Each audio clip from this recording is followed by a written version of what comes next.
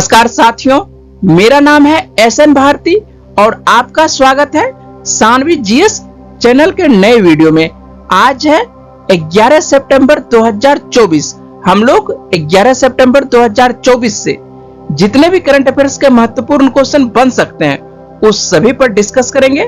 PDF आप हमारे Telegram channel से डाउनलोड कर सकते हैं, जिसका लिंक मैंने इस वीडियो के डिस्क्रिप्शन में दे दिया है, तो आप इस लिंक पर जाकर टेलीग्राम चैनल ज्वाइन कर सकते हैं। चलिए शुरुआत करते हैं पहले क्वेश्चन से। पहला क्वेश्चन है, भारत में हर साल राष्ट्रीय वन शहीद दिवस कब मनाया जाता है?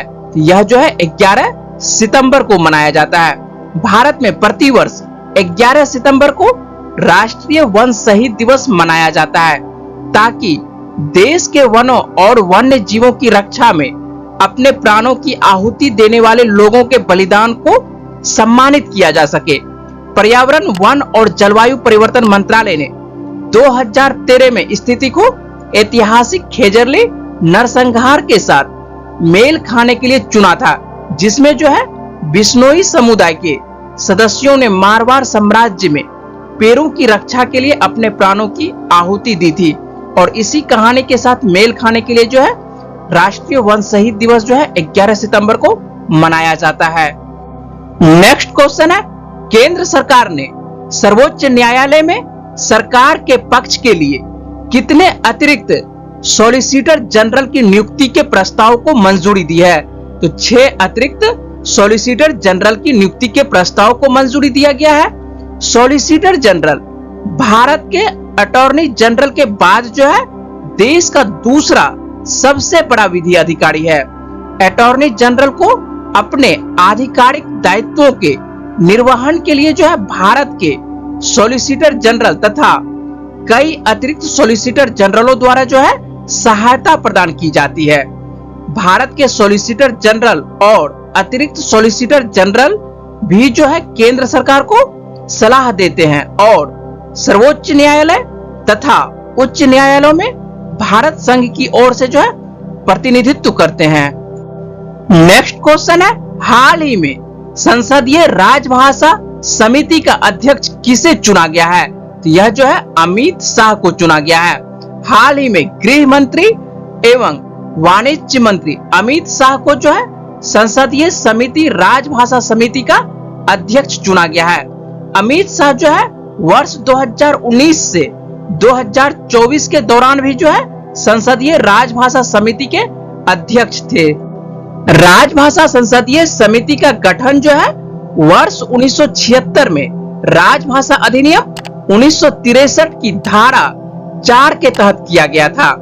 इस समिति में जो है आपको 30 संसदीय सदस्य होते हैं, जिसमें जो है 20 लोकसभा से और 10 राज्यसभा के सदस्य होते हैं। तो याद रखिएगा कि संसदीय राजभाषा समिति में जो है कुल कितने सदस्य होते हैं? तो 30 संसदीय सदस्य होते हैं, जिसमें जो है 20 लोकसभा से आते हैं और 10 राज्यसभा से आते हैं। ठीक है। और समिति का कार्य क्या है? तो समिति का कार्य जो है आधिकारिक तौर पर हिंदी के उपयोग में हुई प्रगति की समीक्षा करना। ठीक है, हिंदी के उपयोग में हुई प्रगति में समीक्षा करना है। और दूसरा कार्य जो है आधिकारिक संचार में जो है हिंदी का उपयोग बढ़ाने के लिए कार्य करना है। नेक्स्ट क्वेश्चन है, हाल ही में प्रधानमंत्री मत्स्य किसान समृद्धि सह योजना का शुभारंभ किसके द्वारा किया जाएगा? तो इसका शुभारंभ जो है राजीव रंजन सिंह के द्वारा किया जाएगा। केंद्रीय मत्स्य पालन, पशुपालन एवं डेयरी और पंचायती राज मंत्री जो है वर्तमान में कौन है? तो ये जो है राजीव रंजन सिंह उर्फ ललन सिंह जो है मत्स्य पालन, पशुपालन, डेयरी और पंचायती राज मंत्री हैं। और इनके द्वारा ही प्रधानमंत्री मत्स्य संपदा योजना की 4थी वर्षगांठ के अवसर पर जो है नई दिल्ली में प्रधानमंत्री मत्स्य किसान समृद्धि सह योजना का शुभारंभ किया जाएगा। नेक्स्ट क्वेश्चन है, नई दिल्ली में अनुसंधान नेशनल रिसर्च फाउंडेशन की उद्घाटन गवर्निंग बोर्ड की बैठक की अध्यक्षता किसने की है? तो इसका अध्यक्षता जो है पीएम नरेंद्र मोदी के द्वारा किया गया है। अनुसंधान नेशनल रिसर्च फाउंडेशन क्या है? तो आइए इसके बारे में जानकारी प्राप्त कर लेते हैं। शिक्षा और अनुसंधान के क्षेत्र में इस फाउंडेशन ने एक खास पहल की है। इसके तहत अनुसंधान और विकास कार्यों को बढ़ावा दिया जाता है।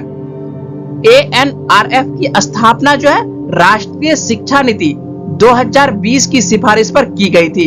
इसका उद्देश्य जो है देश के विश्वविद्यालयों, कॉलेजों, अनुसंधान संस्थानों में रिसर्च और नवाचार की संस्कृति को बढ़ावा देना है और इसकी स्थापना जो है 2023 में अनुसंधान नेशनल रिसर्च फाउंडेशन अधिनियम के तहत की गई थी। नेक्स्ट क्वेश्चन है, अखिल भारतीय आयुर्विज्ञान संस्थान एम्स ने किस शहर में एक तंबाकू निवारण क्लिनिक का उद्घाटन किया है? तो इसका आंसर होगा नई दिल्ली में। पूरे देश भर में तंबाकू के सेवन से होने वाली मौतों के आंकड़े जो है लगातार तेजी से बढ़ते जा रहे हैं। यहाँ तक कि केवल भारत में तंबाकू के सेवन से हर साल 1.3 मिलियन से अधिक लोग अपनी जान गंवा देते हैं। आंकड़ों की गंभीरता को देखते हुए जो है देश के सबसे बड़े अस्पताल नई दिल्ली एम्स में जो है तंबाकू सेवन उपचार क्लिनिक की शुरुआत की गई है। नेक्स्ट क्वेश्चन है, वायु प्रदूषण से निपटने के लिए दिल्ली सरकार ने किस तारीख तक पटाखों पर पूर्ण प्रतिबंध लगा दिया है? तो 1 जनवरी 2025 तक जो है दिल्ली सरकार ने पटाखों पर पूर्ण प्रतिबंध लगा दिया है। दिल्ली सरकार ने वायु प्रदूषण को कम करने के लिए खास तौर पर सर्दियों के मौसम में पटाखों के उत्पादन, बिक्री और इस्तेमाल पर पूर्ण प्रतिबंध लगा दिया है। यह उपाय जो है 1 जनवरी 2025 तक प्रभावी है।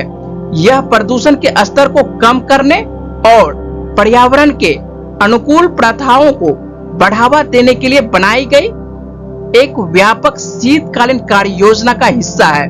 इस प्रतिबंध का उद्देश्य जो है वायु गुणवत्ता और सार्वजनिक स्वास्थ्य पर पटाखों के हानिकारक प्रभावों को कम करना है। और नाम आता है दिल्ली का, तो दिल्ली के बारे में भी जान लेते हैं। दिल्ली के वर्तमान मुख्यमंत्री कौन है? तो दिल्ली के वर्तमान मुख्यमंत्री अरविंद केजरीवाल है। और उपराज्यपाल कौन है? उपराज्यपाल वर्तमान में जो है विनय कुमार सक्सेना है। और दिल्ली से जो है लोकसभा की कितनी सीटें आती है? तो दिल्ली से लोकसभा की जो है आपको 7 सीटें आती है, जबकि राज्यसभा की कितनी सीटें आती है दिल्ली से? तो राज्यसभा की जो है 3 सीटें दिल्ली से आती है। नेक्स्ट क्वेश्चन है, कौन सा संगठन 2036 तक चंद्रमा पर परमाणु रिएक्टर लॉन्च करने की योजना बना रहा है? यह जो है रोसाटोम के द्वारा जो है चंद्रमा पर परमाणु रिएक्टर लॉन्च करने की योजना बनाया जा रहा है। रूस की सरकारी परमाणु कंपनी रोसाटोम ने 2036 तक चंद्रमा पर 0.5 मेगावाट का परमाणु रिएक्टर लगाने की योजना बनाई है। इस योजना का उद्देश्य जो है चंद्रमा पर बिजली की चुनौतियों का समाधान करना है, खास तौर पर रात के समय जो है जब सौर ऊर्जा अपर्याप्त होती है। यह रिएक्टर जो है रोसाटोम की निरंतर चंद्र अन्वेषण और संभावित अंतर्राष्ट्रीय सहयोग की व्यापक रणनीति का हिस्सा है, जिसमें जो है चीन और भारत दोनों की रुचि देखी गई है। नेक्स्ट क्वेश्चन है, अंतर्राष्ट्रीय सौर गठबंधन का पूर्ण सदस्य बनने वाला 101वां देश कौन सा बन गया है? तो इसका आंसर होगा नेपाल। नेपाल जो है अंतर्राष्ट्रीय सौर गठबंधन का पूर्ण सदस्य बनने वाला 101वां देश बन गया है। अंतर्राष्ट्रीय सौर गठबंधन सौर संसाधन संपन्न देशों का एक गठबंधन है, जिसे 2015 में जो है कोप 21 पेरिस समझौते के दौरान जो है भारत और फ्रांस द्वारा शुरू किया गया था। अंतर्राष्ट्रीय सौर गठबंधन का उद्देश्य जो है विश्व स्तर पर सौर ऊर्जा को बढ़ावा देना है और सौर प्रौद्योगिकियों की तैनाती की सुविधा प्रदान करके जीवाश्म ईंधन पर निर्भरता को कम करना है। और नाम आता है नेपाल का, तो नेपाल के बारे में देख लेते हैं। तो नेपाल की राजधानी क्या है? तो नेपाल की राजधानी काठमांडू है। और नेपाल में जो मुद्रा चलती है कौन सी? नेपाली रुपया चलता है। और प्रधानमंत्री वर्तमान में कौन है? तो यहाँ पर जो है नए प्रधानमंत्री बने हैं। कौन बने हैं? केपी शर्मा ओली नेपाल के प्रधानमंत्री हैं वर्तमान में। और राष्ट्रपति कौन है वर्तमान में नेपाल के? तो राष्ट्रपति जो है रामचंद्र पौडेल नेपाल के वर्तमान में राष्ट्रपति हैं। नेक्स्ट क्वेश्चन है, अबू धाबी के क्राउन प्रिंस कौन है जो सितंबर 2024 में भारत के दौरे पर आए हैं? तो इनका नाम जो है शेख खालिद बिन मोहम्मद बिन जायद अल नहयान है और यही जो है अबू धाबी के राष्ट्रपति भी हैं। तो अबू धाबी के राष्ट्रपति कौन है? तो शेख खालिद बिन मोहम्मद बिन जायद अल नहयान है। और ये जो आप तस्वीर देख रहे हैं, ये तस्वीर जो है मोदी जी और अबू धाबी के राष्ट्रपति शेख खालिद बिन मोहम्मद बिन जायद अल नहयान की तस्वीर है और नाम आता है अबू धाबी का। तो अबू धाबी किस देश की राजधानी है? तो अबू धाबी जो है संयुक्त अरब अमीरात की राजधानी है। तो संयुक्त अरब अमीरात की राजधानी कौन सी हो गई? तो अबू धाबी हो गई। और संयुक्त अरब अमीरात में जो कौन सी मुद्रा चलती है? यहाँ पर जो मुद्रा चलती है दिरहम मुद्रा चलती है। और संयुक्त अरब अमीरात के वर्तमान में प्रधानमंत्री कौन है? तो मोहम्मद बिन राशिद अल मखतूम जो है यहाँ के वर्तमान में प्रधानमंत्री हैं। पिछले वीडियो का प्रश्न था, हाल ही में किस राज्य ने पुलिस बल में महिलाओं को 33% आरक्षण की घोषणा की है? तो इसका आंसर होगा राजस्थान। इसके बारे में मैंने आपको पूरे विस्तार से बताया था। जिन्होंने इसके बारे में कमेंट बॉक्स में आंसर दिए हैं उन्हें बहुत बहुत शुक्रिया। आज का प्रश्न है, यूएस ओपन 2024 चैंपियनशिप ट्रॉफी का महिला एकल खिताब किसने जीता है? इसका सही जवाब क्या है वो जल्दी से आपको कमेंट बॉक्स में बताना है। और मुझे उम्मीद है कि इस वीडियो में मैंने जितने भी इंपॉर्टेंट क्वेश्चन पर बात की है वो पॉइंट्स आपको समझ में आए होंगे। अगर आपको वीडियो अच्छी लगी तो वीडियो को लाइक करिएगा, शेयर करिएगा और अपने दोस्तों को वीडियो के बारे में बताइएगा और चैनल को सब्सक्राइब अवश्य करिएगा, जिससे कि आपको प्रत्येक दिन करंट अफेयर्स मिलता रहे। चलिए मिलते हैं आपसे अगली वीडियो में। तब तक के लिए अपना ख्याल रखिएगा, पढ़ते रहिए। वीडियो में बने रहने के लिए बहुत बहुत शुक्रिया, धन्यवाद।